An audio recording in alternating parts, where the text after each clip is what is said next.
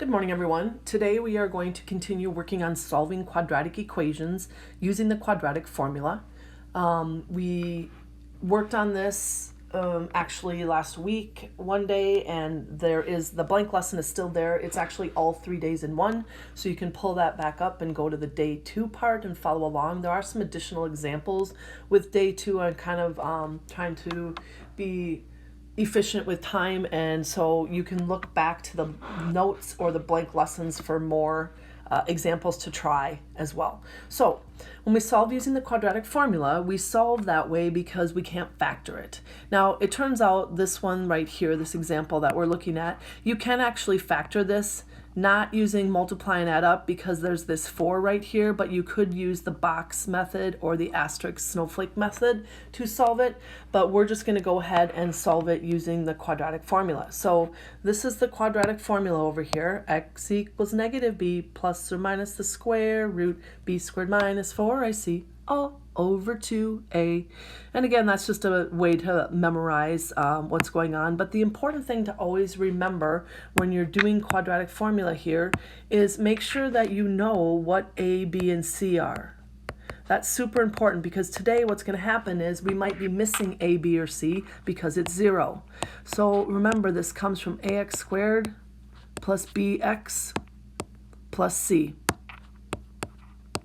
And our equation always has to be equal to 0 in order to pick out the ABC. So that's another thing that's going to happen today is our equations aren't going to necessarily be equal to 0. We have to set them that way.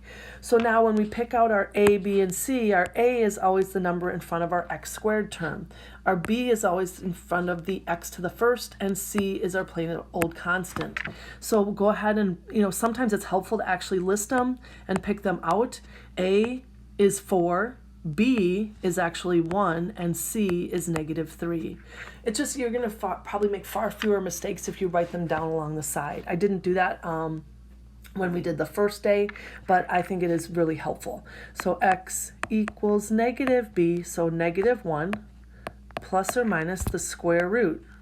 Now I'm going to still put that b squared in parentheses all the time, okay? Minus 4 times a, which is 4, times c, which is -3, all divided by 2 times your a.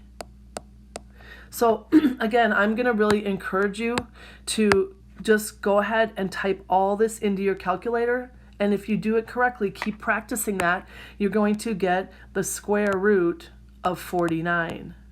So you're going to get x equals -1 plus or minus the square root of 49 over 8.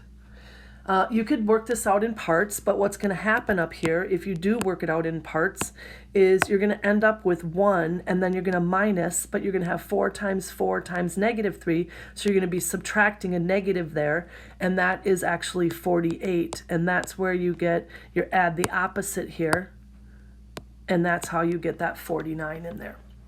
All right, well, it works out nicely because the square root of 49 is 7. So now I just have x equals -1 plus or minus 7, all divided by 8. So your two answers, you're going to take -1 plus 7 and divide it by 8, and you're going to take -1 minus 7 divided by 8. And some of these are pretty simple because we know that -1 plus 7 is just 6. So we get 6 over 8, which when we reduce, we get 3/4.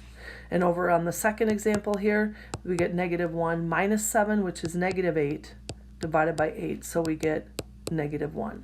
So those are our two answers. We get 3/4 and we get -1. Those are our values of x that make this equation equal to 0. Remember the part we talked about on day 1 is that if you're going to do this in your calculator, you need to make sure that before you divide by 8 here, you're going to have to hit equals in between. So you're going to need to take -1 plus 7, you're going to have to hit equals, and then you're going to have to hit divide by 8 in order for your calculator to do the correct order of operations. So keep that in mind. I would take out your calculator while I'm going through this with you and just pause the video and practice entering that. So Day 2, again, we're using the quadratic formula to solve quadratic equations, and you have a Day 2 second worksheet in Schoology for you to work on. So if we look at this first example here, if we try to pick out our A and our B and our C, our A is -6, our B is 2, but we don't have a C, and that's because our C is actually 0.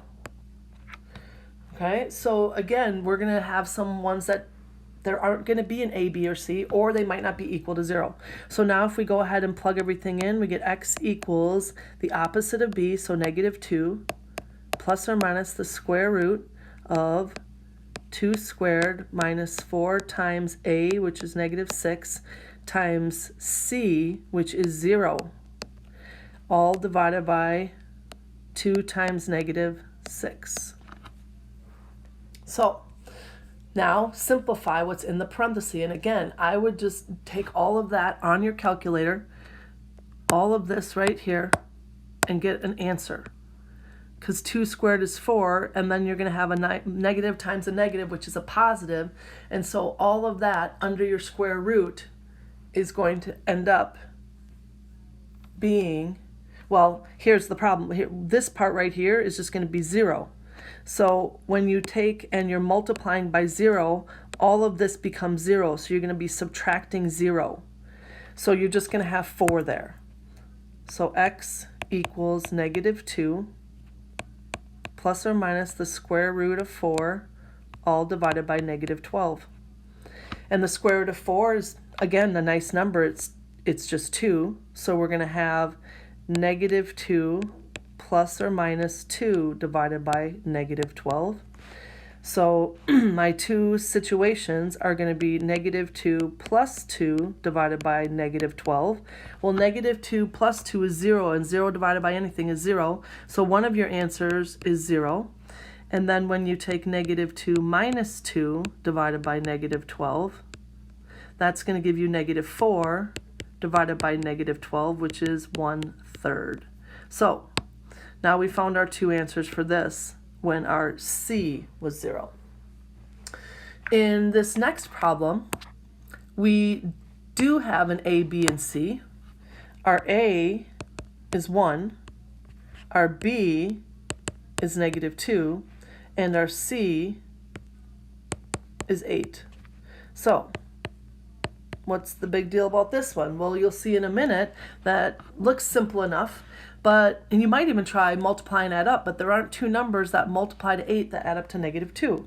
So we'll go ahead and plug it all into the quadratic formula. We get x equals the opposite of B, so -2, which is going to change to positive, plus or minus the square root of B squared, so I'm going to take -2 squared minus 4 times A times C, all divided by 2 times A. So now I get x equals 2 plus or minus the square root. And again, when I enter all this into my calculator, I'm going to get 4 minus, and then I get -28. I get -32, but then when I add the 4, so this is -32. So when I simplify that, x equals 2 plus or minus the square root of -28, all divided by 2, that's a problem. And the problem is you can't take the square root of a negative value. So when this is way back to day 1, we said if what's under the square root, or the b squared minus 4ac, if that calculates out to be a negative number, then this type has no solution. And what that really means for the parabola is it doesn't cross the x-axis. So it's either above or below it, and it never crosses. So no solution is a possibility. And let's take a look at one more here, and then I'll do this last one with you, you can look at it through the notes. But if you look at this one right here, and we're picking out A, B, and C, well, now our A is 1. Our B, we don't have, because there's 0 x to the firsts. So our B is actually 0, and our C is negative 12. So if we just plug all those things in there, we get x equals negative b, so negative or opposite of 0. 0 doesn't have an opposite, so that's just going to end up being 0, plus or minus the square root of 0 squared minus, kind of messy there, 0 squared minus 4 times a times c, all divided by 2 times a. So now I get x equals 0 plus or minus the square root. Again, just type all that into your calculator, and that gives you 48, all divided by 2. So now I get 0 plus or minus the square root of 48, and now this is where you take out your calculator and get a decimal to 2 places. So you get 6.93, all divided by 2. So your two cases are, we don't need to take 0 plus 6.93. Well, we can, but that's just going to give us 6.93 divided by 2, and 0 minus 6.93 gives us negative 6.93 divided by 2. So our two answers for x end up to be the same values, just positive and negative. So we get 3.46 and we get negative 3.46. So here's our two answers. Negatives not showing up real clearly, but there we go. All right. Last but not least, in this last problem here, we have an A, B, and C, but be careful because it's not equal to 0. Like the one above here, we need to always have them equal 0. So I need to set the equation equal to 0. To do that, I have to add 4. If I add 4, now this becomes 0. So now I would get 2x squared plus 7x plus 4. And so it makes a difference because now if we didn't set it equal to 0 or make sure it's equal to 0, our C value would have been negative 4. And it's supposed to be positive 4. So once you have your A, B, and C, just go ahead and plug them in to get your values. If you feel like you got this from here, go ahead, feel free to stop now. I'll go ahead and work this out, this one last example. So x equals the opposite of b, so negative 7 plus or minus the square root of 7 squared minus 4 times a times c, all divided by 2 times a. So now we get x equals negative 7 plus or minus the square root of 17, all divided by 4. Square root of 17, again, you do it to 2 places, and that is 4.12. That's the square root of 17. So now I'm going to get negative 7 plus and minus 4.12 divided by 4. So negative 7 plus 4.12, hit your equals, divide by 4, and negative 7 minus 4.12 divided by 4.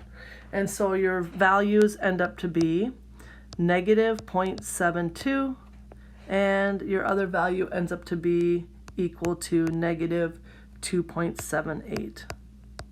Again, try these things on your calculator. Make sure you're getting the right answers and you're entering things correctly. All right, good luck. Let me know if you have questions, and have a great day.